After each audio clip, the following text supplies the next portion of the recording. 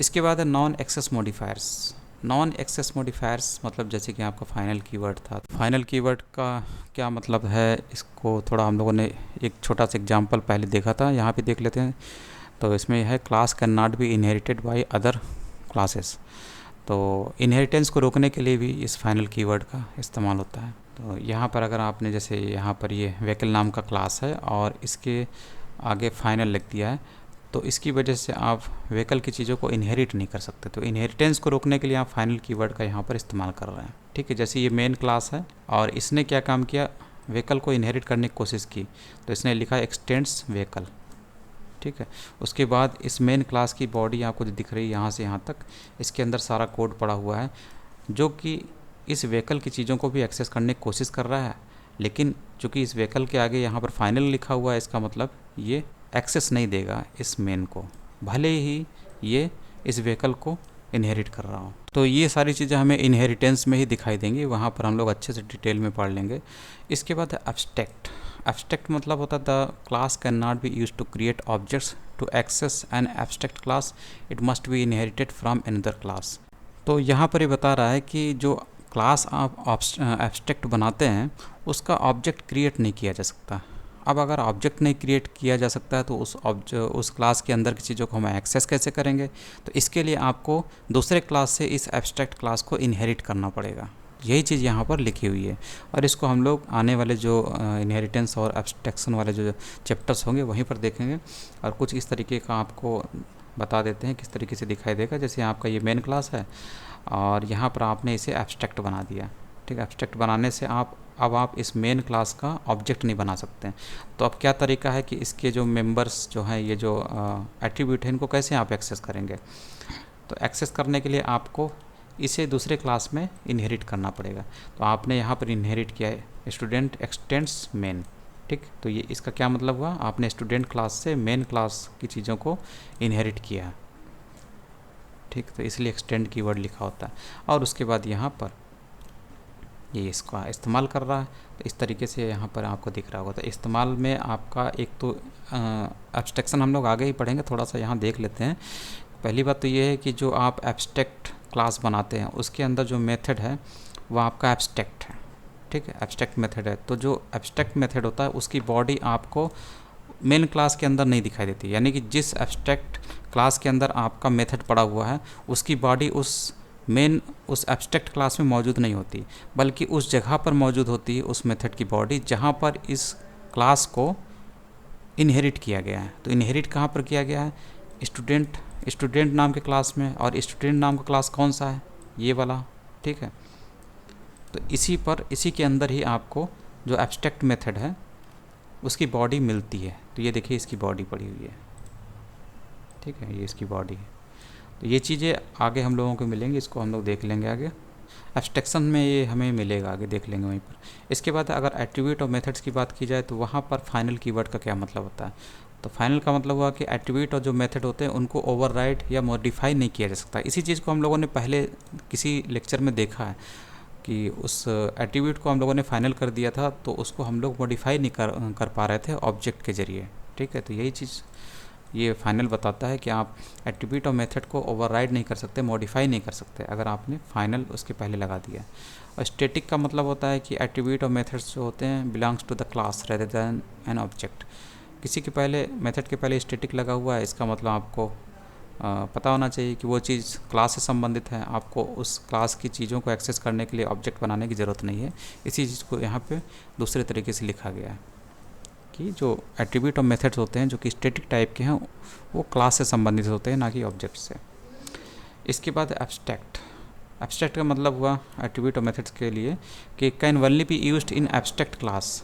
तो अगर आपने कोई मेथड बनाया है, ठीक है, तो अगर वो एब्स्ट्रैक्ट है तो ये केवल एब्स्ट्रैक्ट क्लास के ही अंदर मौजूद रहेगा।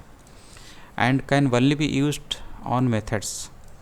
और ये जो एब्स्ट्रैक्ट है ये मेथड्स के ही लिए इस्तेमाल होता है। The method does not have a body.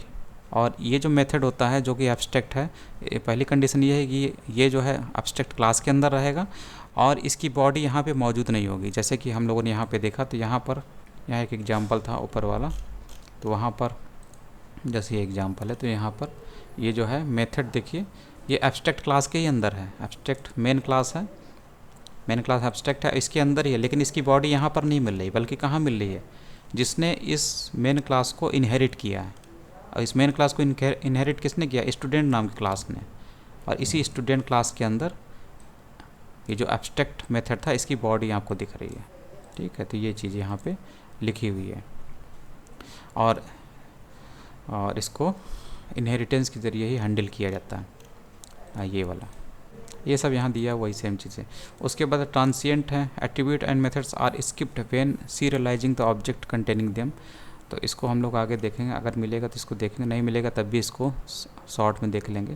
तो यहाँ पर बस ये लिखा हुआ है। और सिंक्रोनाइज्ड मतलब होता है methods can only be accessed by one thread at a time. जब थ्रेड के बारे में पढ़ेंगे तो हमें ये पता चल जाएगा, वोलेटाइल भी थ्रेड से संबंधित है, इसको हम लोग वहीं देखेंगे।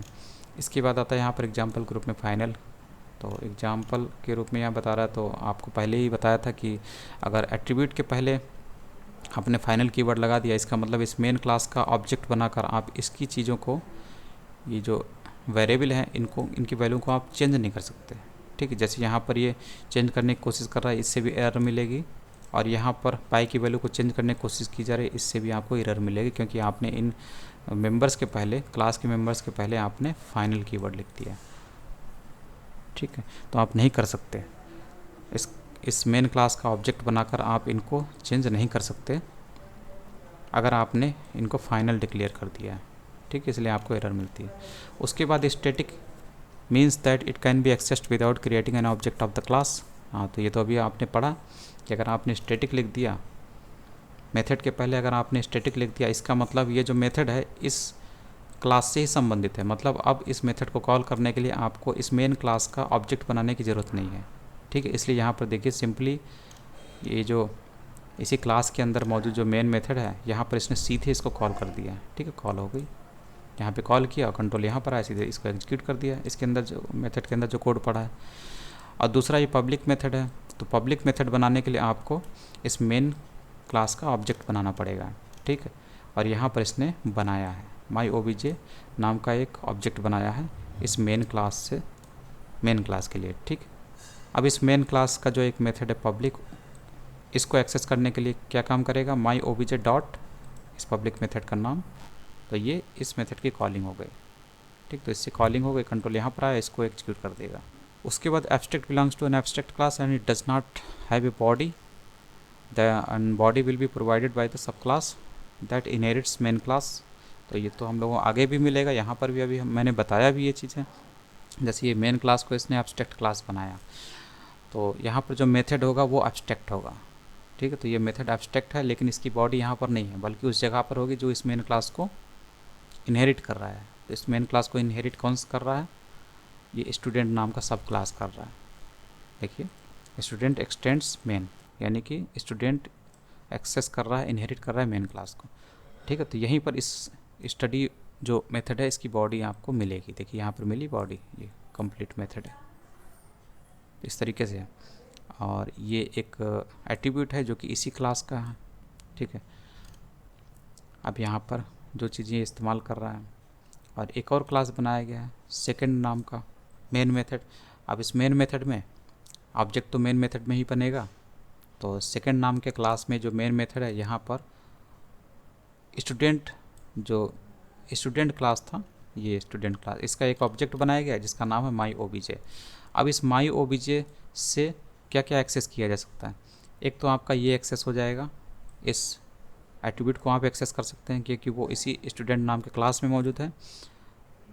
ठीक है, और दूसरी चीज़ क्या है, दूसरी चीज़ ये है कि इससे आप इस क्लास की चीज़ों को भी एक्सेस कर सकते हैं।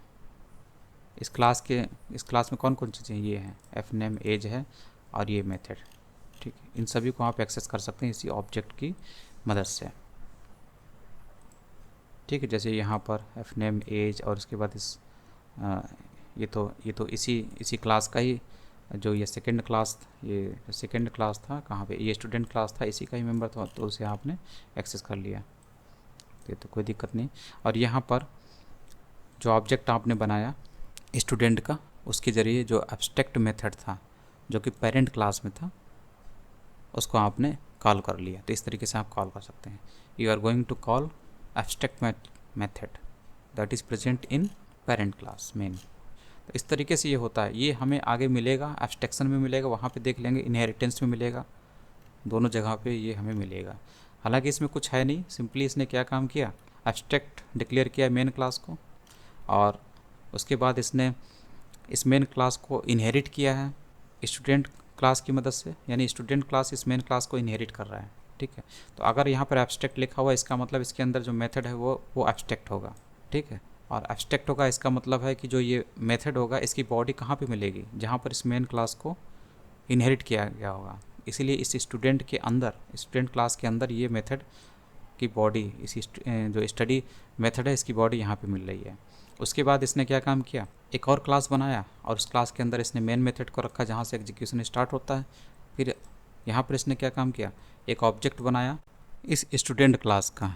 ठीक है, स्टूडेंट क्लास का ऑब्जेक्ट बनाया और इससे इसका जो ये मेंबर एट्रीब्यूट है इसको भी एक्सेस कर लेगा इस ऑब्जेक्ट के ज़रिए, और इस मेन क्लास को ये इनहेरिट कर रहा है। ठीक है, तो इस क्लास की चीज़ों को भी ये एक्सेस कर लेगा। तो इन तीनों चीज़ों को, एफ नेम, एज और ये स्टडी, तीनों चीज़ों को ये एक्सेस कर पाएगा इस स्टूडेंट क्लास के ऑब्जेक्ट के ज़रिए। तो माई ओबीजे से आप एफ नेम, एज नेम और ये स्टडी तीनों को आप एक्सेस कर पा रहे हैं जो कि पेरेंट क्लास में मौजूद है। और ये तो ग्रेजुएशन ईयर जो है, ये जो स्टूडेंट क्लास है इसके अंदर ही मौजूद है, तो इसमें तो कोई दिक्कत नहीं है।